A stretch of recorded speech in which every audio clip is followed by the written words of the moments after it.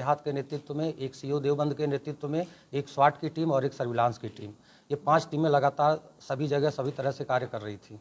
इसी क्रम में फिर जांच पड़ताल करते करते तमाम साक्ष्यों के आधार पर गाड़ी और इसके अलावा जो मोबाइल से कई नंबरों पे काम किया गया उसकी डिटेल और सीसीटीवी फुटेज के आधार पर ये तथ्य निकल कर सामने आया कि ये 4 लड़के थे और ये अपनी गाड़ी में जो थे उसी गाड़ी से इन्होंने 28 तारीख को ये अपने एक मित्र के साथ मिल के मेरठ से लौटे थे और मुजफ्फरनगर होते हुए ये रोहाना टोल पर पहुँचे।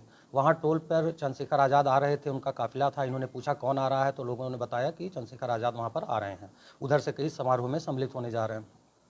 पूछताछ में लड़कों द्वारा बताया गया कि पिछले कुछ महीनों से जो चंद्रशेखर आज़ाद द्वारा दिल्ली और पश्चिमी यूपी में जगह जगह बयानबाजी की जा रही थी और ये लड़के कह रहे थे उस बयानबाजी से हम लोग बहुत आहत थे और उल्टी सीधी बातें बोली जा रही थी।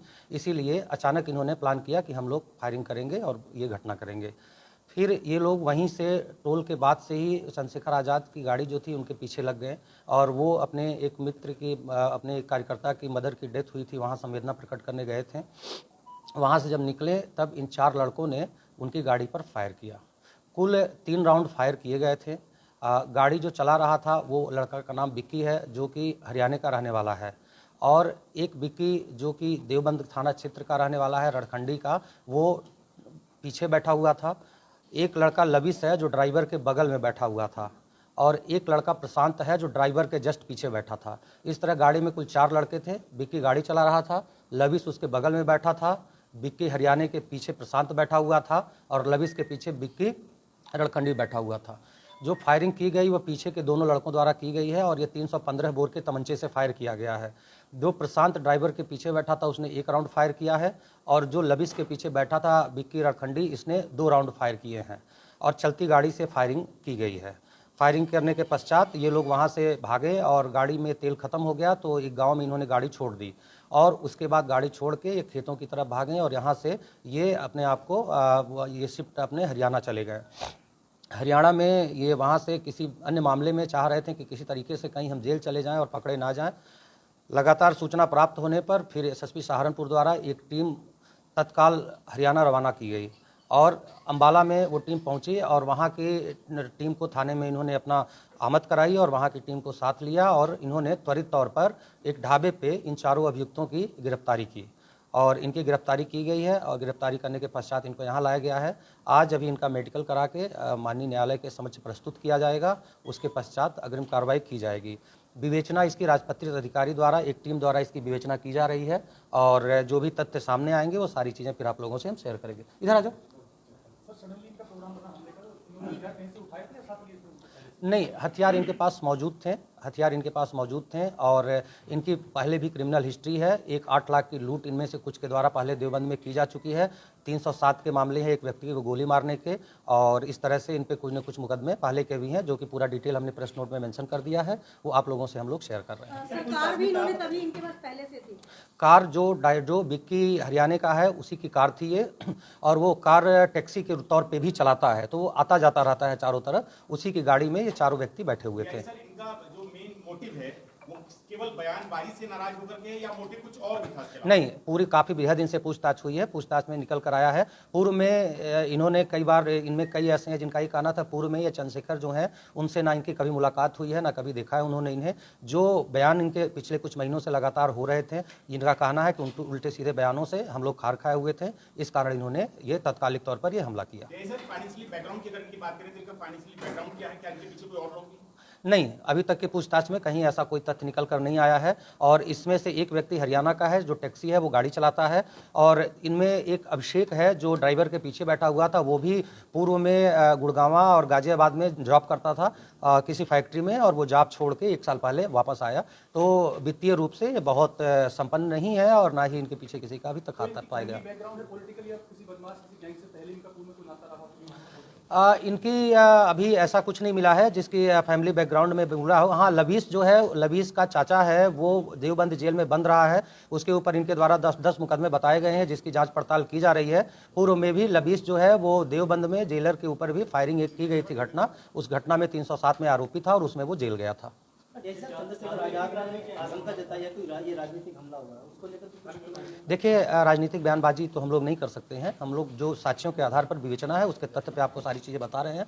काफ़ी बृहद पूछताछ की गई है, सारे वैज्ञानिक साक्ष्य एकत्र किए गए हैं, बहुत सारी फुटेज एकत्र की गई है, बहुत सारी चीज़ें हुई हैं जो इन्वेस्टिगेशन के पार्ट हैं, जो हम लोग इन्वेस्टिगेशन में सामने लाएंगे। हरियाणा वाला जो है उसका बैकग्राउंड क्या है?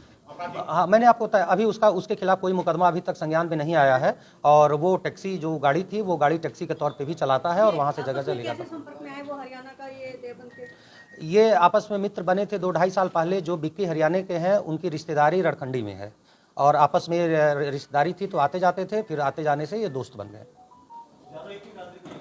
जी, अभी ये चीज़ देखी जा रही है, कास्ट की जांच पड़ताल हम लोग कर रहे हैं। अच्छा, ये गाड़ी वहाँ पर छोड़कर क्यों भागे?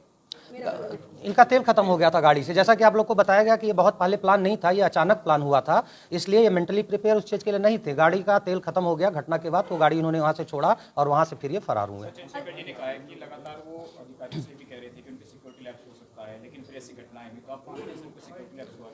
देखिए, पुलिस सुरक्षा के लिए तत्पर है और उसी का परिणाम है तत्काल ये घटना खुली गई, और उनके साथ भी सुरक्षा व्यवस्था मुहैया कराई गई है, और सभी व्यक्तियों की सुरक्षा करना हमारी जिम्मेदारी है और वो हम लोग सुनिश्चित करा रहे हैं। ये इनका मकसद केवल चंद्रशेखर को डराना था या जान से मारना? जिस तरह से फायरिंग की गई है उसका उद्देश्य तो मारना ही था। अब गोली जैसे भी थी, 3 गोलियां चली थीं, एक गोली जो है वो उनकी कमर को छूते हुए निकली थी साइड से लग के, और बाकी 2 गोलियों में एक गोली पीछे शीशे पे लगी थी और एक गोली आगे नंबर प्लेट पर लगी थी। हरियाणा पुलिस का क्या योगदान है उनको पकड़ने में?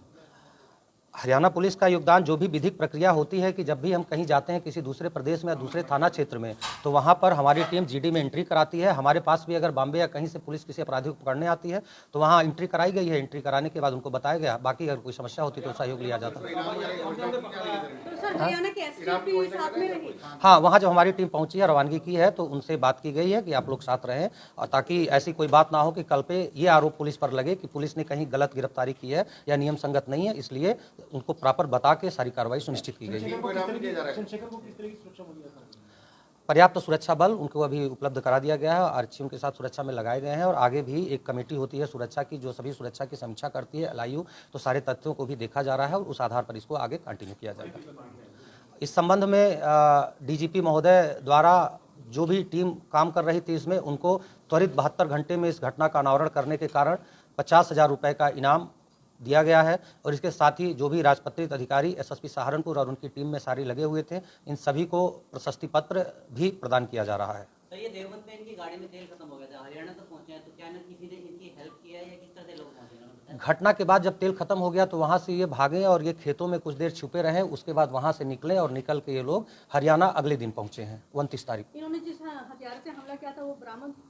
हाँ, हथियार बरामद हो गए हैं, और वो हथियार बरामद हो गए हैं, वो सील कर लिए गए हैं, और उस हथियार को हम लोग फोरेंसिक साइंस लैब में भेज रहे हैं। जब उन्हें गिरफ्तार किया गया तब तो उनके पास कोई हथियार नहीं था, इन्होंने कहा? कुछ चीज़ें विवेचना के विषय हैं जो डिटेल में हम आप लोग को न्यायालय से रिमांड के बाद आप लोग को और भी चीज़ें हम लोग शेयर करेंगे। 2 घटना में 2 तमंचे प्रयुक्त हुए थे 315 बोर के, और 2 बरामद हुए हैं। प्रेस नोट में हमने डिटेल दे दिया है उसको आप लोग देखें, उसमें सारी चीज़ें मेंशन है। Thank you.